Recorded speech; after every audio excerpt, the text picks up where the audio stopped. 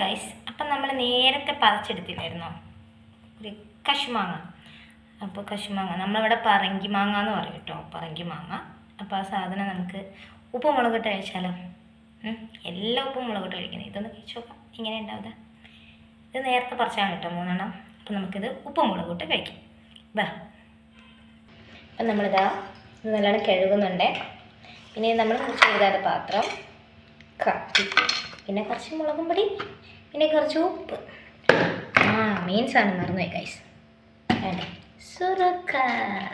Okay, മുറിക്കാം.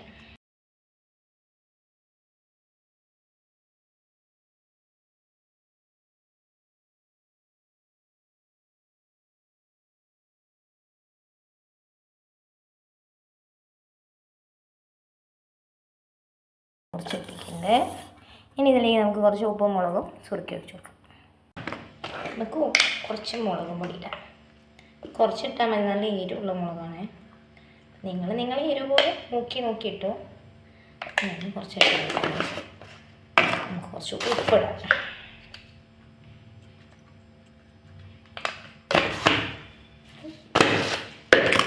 നമുക്ക് കുറച്ച് സുറുക്കി വയ്ക്കാം. കുറച്ച് തോനെയായിപ്പോയി, കുറച്ചധികം ആയിപ്പോയി കഴിച്ച. Mix mix mix mix. ഇനി ഒരു 5 മിനിറ്റ് ഇതിൽ കിടക്കട്ടെ കേട്ടോ. അതെ, ഇതാണ് ഇതിൻ്റെ അവസ്ഥ. ഇനി നമുക്കത് കഴിച്ച് നോക്കാം എങ്ങനെ ഉണ്ടാവും അറിയാലോ. മാങ്ങയൊക്കെ ഉപ്പിലിട്ട് കഴിച്ചാൽ എങ്ങനെ ഉണ്ടാവും അതുപോലെ ഏകദേശം ഉണ്ടാവുമെന്ന് കരുതാം. ഇതിൻ്റെ ചവർപ്പ് പോകുമോ നമുക്ക് നോക്കാം കേട്ടോ. അത്യാവശ്യം നല്ലപോലെ ഇപ്പോൾ ഏകദേശം ഒരു 2 മിനിറ്റൊക്കെ ആയി. അത്ര ക്ഷമയേ ഉള്ളൂ കേട്ടോ. കാരണം ഉപ്പിലിട്ട സാധനങ്ങൾക്കൊന്നും അധികം ക്ഷമ ഉണ്ടാവാറില്ല. നിങ്ങൾക്കും ഉണ്ടാവാറില്ല, എനിക്ക് ഉണ്ടാവാറില്ല കേട്ടോ. നമുക്കത് കഴിക്കാം. ചവർപ്പാണ് ഇതിൻ്റെ മെയിൻ പ്രശ്നം. അത് പോകുമെന്നറിയേ.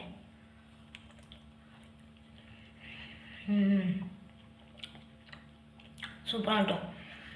പച്ചക്ക് കഴിക്കുമ്പോൾ ചവർപ്പില്ല കേട്ടോ. സൂപ്പർ.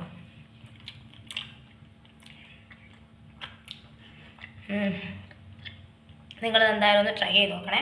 അപ്പോൾ ഇതിപ്പോൾ കശുമാങ്ങേൻ്റെ സീസണാണല്ലോ അല്ലേ, പറങ്കി മാങ്ങേൻ്റെ സീസണാണ്. അപ്പോൾ നിങ്ങൾക്ക് കിട്ടുവാണെങ്കിൽ എന്തായാലും ട്രൈ ചെയ്ത് നോക്കണം.